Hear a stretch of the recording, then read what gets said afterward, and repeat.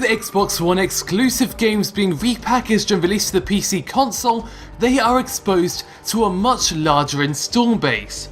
However, whilst these titles may have become popular on their original platform, on the PC there is competition and a whole new set of standards to adhere to.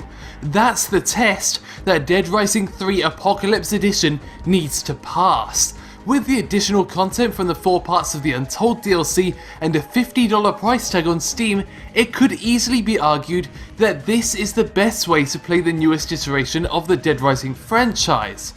However, what makes a far more difficult argument is whether there's any good way to play it at all. Abandoning the bright and colourful Fortune City, we now take on the role of Nick Ramos in the grey streets of Los Perdidos. With a similar premise to the first 2 titles, Nick attempts to escape the zombie-infested city along with any survivors and ultimately save the day. Assisting Nick is a variety of different characters with their own personality quirks and motivations, which, surprisingly enough, don't all involve getting out as a top priority. When exposed to these characters at first, you can start to see a varied plot evolving that takes the interactions and development here into account. Later on, this is no longer the case, as it is quickly revealed that these aren't characters that have any real influence on the world and merely play the role of quest giver. When you get about 8 hours in and start wishing that these characters would just be killed off so you can escape alone,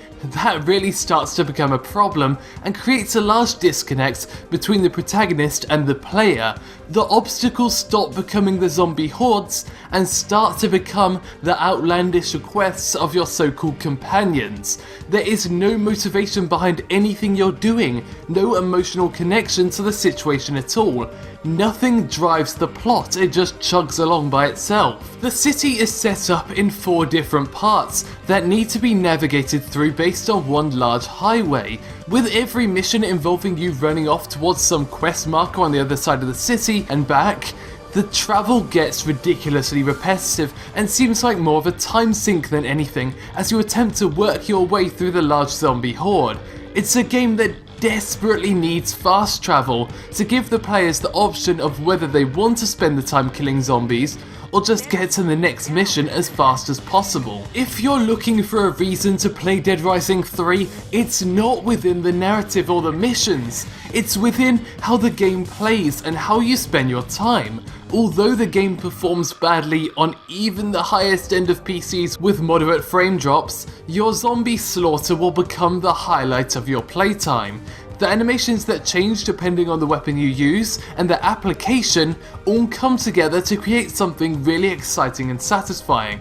To extend upon this, as you explore the city of Los Perdidos, you will find combination blueprints allowing you to create some really entertaining weapons. In this sense, Los Perdidos turns from your nightmare into your playground. You would hope that this would be something deeply rooted into the title itself. If we're having a blast killing zombies on the streets, wouldn't that mean we're also having fun killing zombies in mission situations? Unfortunately, that's not the case. The way you defeat countless zombies and how the game accounts for that means that when you go up against boss characters or soldiers with lots of health, they end up becoming little more than bullet sponges. Boss fights just seem to be doing damage, getting damaged, running away to find health, rinse and repeat. Dead Rising 3 doesn't hold what could be considered as one of the most important parts of previous titles in the franchise. Although it tries to be silly with its costumes, it's like a clown wearing a business suit. At its heart, it wants to be silly, but the art style implemented and the characters you meet along the way don't seem to support this tone, and the game lacks character because of it. There's this constant battle between whether the player should consider Los Perdidos as somewhere to have fun trying out new exciting weapons, or whether they should be trying to escape from it all. It all just seems like a soulless game. It doesn't know whether it wants to be a realistic reflection on what a zombie outbreak would actually be like, or a fun silly game where you make weapons and kill lots of zombies with them. Add the fact that the graphical detail isn't up to scratch with some bad texture quality and some performance issues, and you get a title that is just not worth your time.